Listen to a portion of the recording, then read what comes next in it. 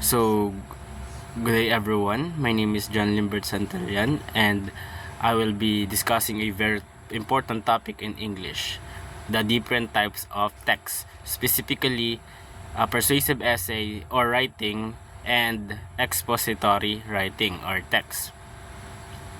So, before we start, let us know our classroom objectives or lesson objectives. So at the end of the lesson, the students are expected to first differentiate among expository, persuasive, and narrative essays in terms of purpose, structure, and style. Second, identify the key parts and organizational patterns used in each type of essay. Third, apply the appropriate techniques and structures to compose a clear and well-organized expository, persuasive, or narrative essay. So, essay are among the most common forms of academic writing. They allow students to present ideas in a structured way. Different essay types, narrative, descriptive, expository, persuasive, serve a distinct purpose, tones, and audiences. So, as we know, texts are everywhere in our daily lives. Whether we are reading books, browsing social media, studying lessons, or even sending messages, each type of text serves a specific purpose, such as informing, entertaining, persuading, or simply expressing ideas. By understanding these types of texts, we can improve not only our reading and writing skills, but also our ability to communicate effectively. So, in this report, I will now present the two types of writing. First, what is persuasive writing? Persuasive writing aims to influence readers by presenting arguments, supporting evidence, and addressing counter-arguments. So, a persuasive text is written with the purpose of convincing the audience to adopt a particular belief or take specific action. So, unlike narrative texts, which mainly tell stories, persuasive texts are designed to influence and move readers towards a certain point of view. So, the main goal of persuasive writing is influence. Writers attempt to shape the reader's opinions, attitudes, or even behavior. They achieve this by combining three important strategies. So there are many strategies in teaching persuasive writing or mastering persuasive writing. But the most powerful one are ethos, pathos, and logos. So these three is what you called a persuasive techniques. So what is persuasive techniques? Persuasive techniques is a tool for writers and speakers to make their arguments stronger and more convincing. So why do we use this? So because making a claim is not enough to convince others. So let's what is those three? Ethos appeals to trust. Logos appeals to logic. And pathos appeals to emotions. Together, they make a simple claim into a convincing argument. So, ethos appeals to the credibility of the author. So, credibility is how convincing the author is. Like, if the readers trust the speaker or author, they are more likely to believe the message. And it answers the question, why should I listen to you? So how does this work? So you need to show expertise or experience, use respectful and fair language, and refer to reliable sources. So example, you have a illness and I said to you that this medicine will cure that illness. Would you believe me? Of course not, because I am not an expert in medicine. So that is similar to how persuasive writing works. You need to know your topic well, so that is convincing for the readers. So To build ethos, you need to sound trustworthy. You need to show that you know your topic and you are fair to uh, you are fair to your uh, readers. Like you are fair to your readers. That's it. Next is logos. Logos appeals to logic and reason. It's about facts, reasons, and evidence. It answers the question, does this argument make sense? Uh, this works by using statistics, facts, or a well uh, or a credible source or research. So how does this work? First is logos appeals to logic and reason. It's about facts, reason, and evidence, and it answers the question, does this argument make sense? So how does this work?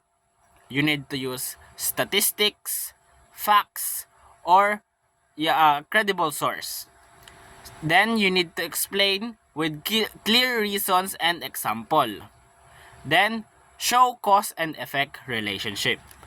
Example, according to studies, students who sleep 8 hours perform 20% better on exams. So that is how logos works.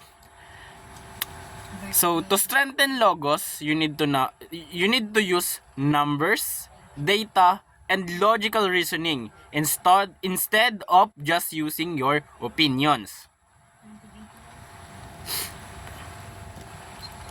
Next is pathos. Pathos appeals to the emotion. It tries to make the audience feel something, such as fear, happiness, sadness, pride, or hope. So the readers will take action.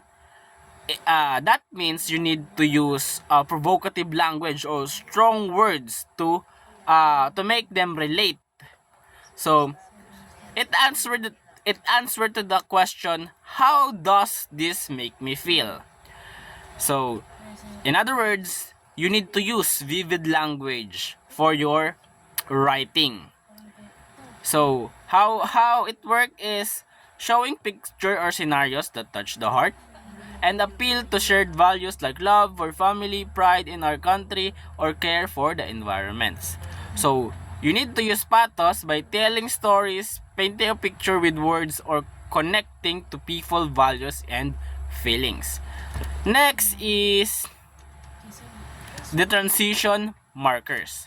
So of course, this is very common to us, or we already know this. So if we put information without them or without the transition markers, they sound weird and choppy. Choppy. For example of this transition markers is first, also, because of this, in addition, therefore, however, and etc. So these transition markers connects ideas, build arguments, and guide the reader through the writer's lines of areas. Transition markers connects ideas, build arguments, and guide the readers through the writer's line of research. So next is what's this? Next is the steps on writing persuasive essay. First, you need to prepare before you begin writing. You need to create the right mindset and environment.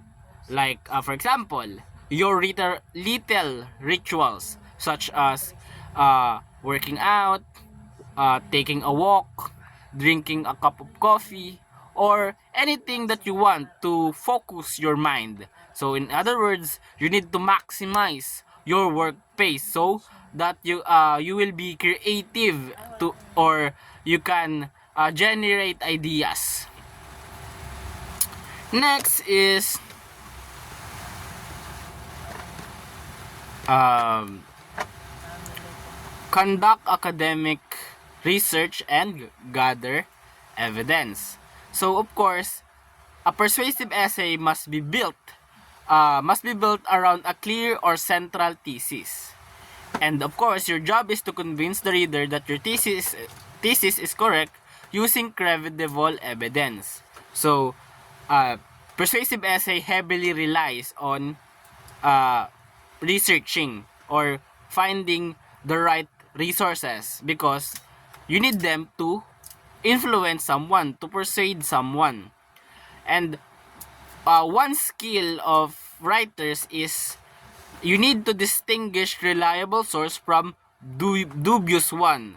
Like especially in the internet, there are many information, but of course not all of them is important.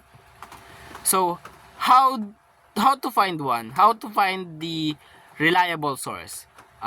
You need to use academic tools such as Google Scholar or peer-reviewed journals. So next is outline your essay. So a persuasive essay is just like other types of essay. It have a introduction, a body, and a conclusion. So of course, you need to start with a solid outline.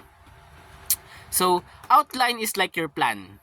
Like think of the structure or the main thesis. Where do you put the main thesis? How do you organize the arguments, or how do you put the evidence on the on the outline, or uh, the also an outline makes you uh, can make your essay more organized because you can put information in an organized manner. So next is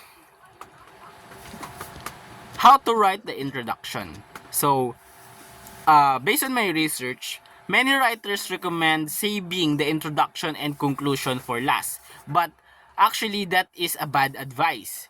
Because the introduction should be the hook for the readers. And of course, you need to state your thesis or put your main idea on the introduction. Also, you need a engaging topic for the reader so that you can hook them or you can make them want to read your essay. Also, your introduction should be set up or should be a setup for the thesis. And it should be a direction of your argument. Next is write the body. So, of course, the body contains the evidence.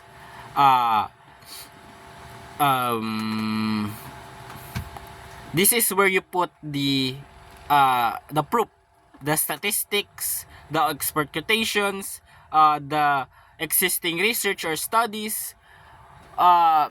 You need to use them to bolster or to make your point, to make the readers believe your opinion or your claim.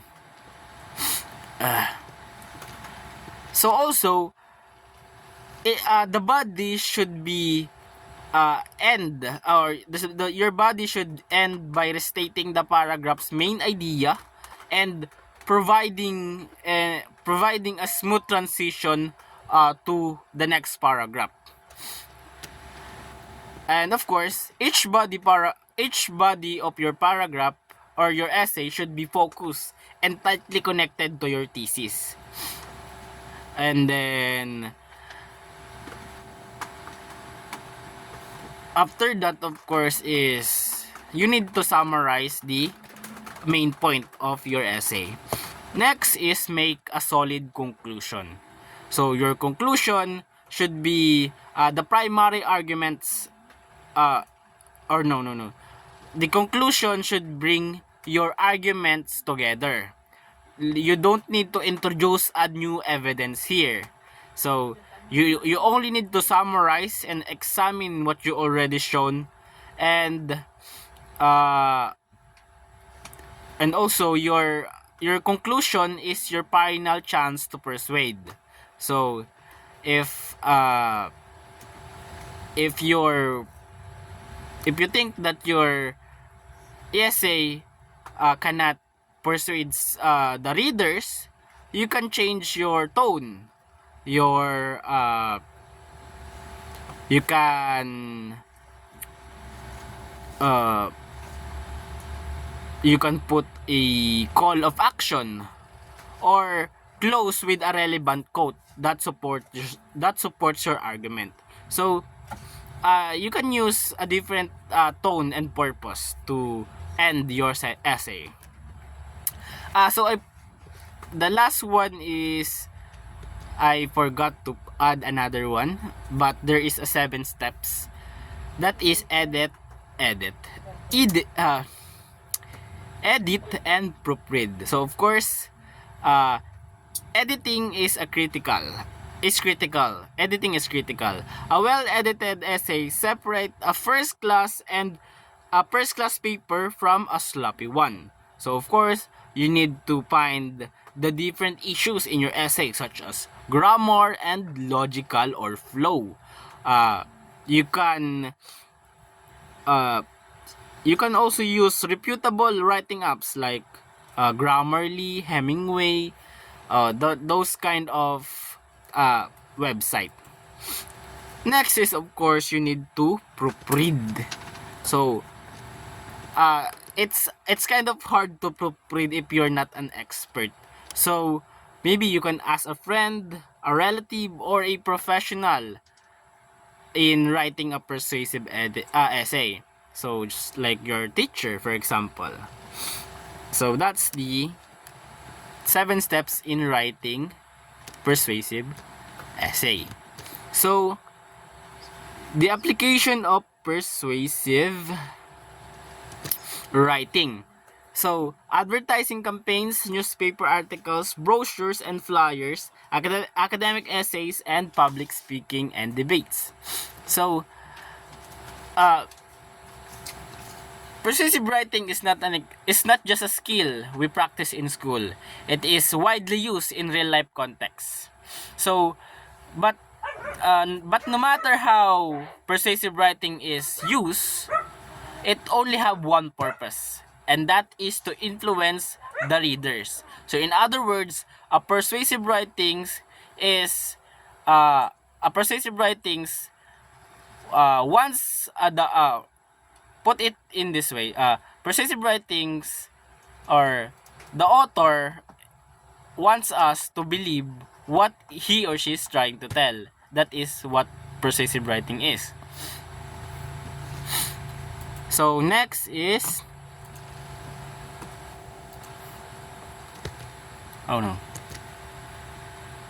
expository text.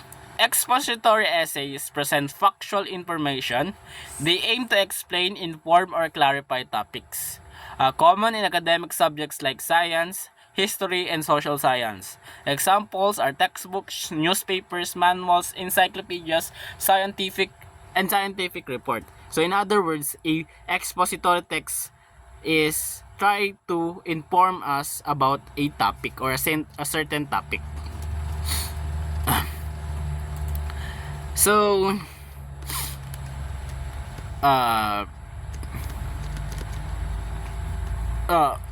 an expository text is also known as informational text. So those are non-fiction texts that provide facts and information about a specific topic.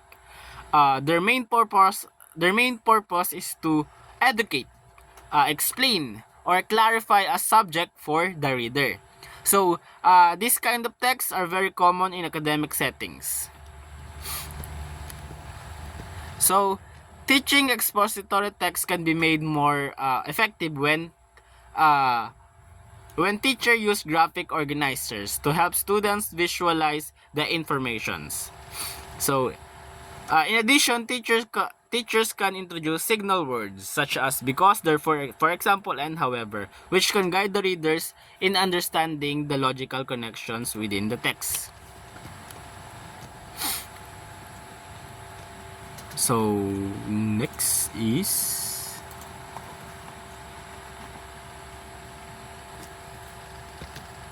yun. So, an expository text is also similar to other types of essay. It have introduction, a body, and a conclusion. However, they have expository texts have 5 structures. The first one is sequence or process. Ay, no, wait lang. Sequence or process. Where? A sequence.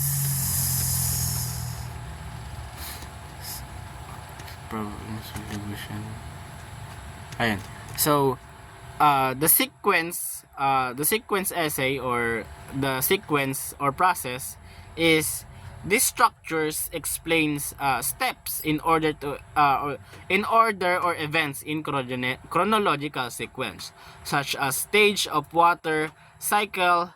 So a nonlinear text example here is a flowchart or timeline, which helps readers clearly follow the steps or events in order. So for example, your text is about how to bake a cake. So in the sequence essay, it explains how to bake a cake, the process of baking a cake. So the transition words is first, second, third, next, finally, then, after, before, not long after, while, meanwhile, at the same time. And the concept maps are timeline chart, step direction, or cycle circle. Next is problem and solution. A problem and solution is tells the problem and sometimes why they exist and how can it be solved. So this structure presents a problem and suggests a solution. For example, the problem of pollution can have solutions like recycling or using renewable energy. So a cost tree diagram or a T-chart is often used here, where one side shows the problem and the other side lists possible solutions. So the transition word is problem is, because since this led to one possible solution is, therefore, if, then, and thus. So another concept maps or nonlinear text is fishbone and problem solution. The third is cause and effect. Cause and effect explains why or how something happens or exists. Cause is what made it happen, and effect is what happened. So it's very self-explanatory, but this structure explains how one event led to another. For example, smoking can cause lung disease, which then affects overall health. So, of course, the most common here is the cause and effect diagram. Next is comparison and contrast. So it describes how or two more things are alike or different. So comparison and contrast tells the difference and similarities of two objects. Like for example, dogs and cats. What are their difference and what are their similarities when if the category is about pets, or what is the best pet? So something like that. So the transition word is differs from, similar to, in contrast, alike, same as well as, on the other hand, either, or however. Then of course, the concept map is Venn diagram and T-chart. So, I think that's it. Or, may isa pa ba? Ayan, description. Description. The author lists characteristic, features, and example. So, for example, the transition words is, for example, consists of, such as, looks alike, and sounds like. So, this structure describes a topic, a person, place, or things by listing its features or characteristic. For example, if we describe the Philippines, we can talk about its culture, geography, and tradition. So that's it. That's the 5 structure of expository essays. So that's all for my report.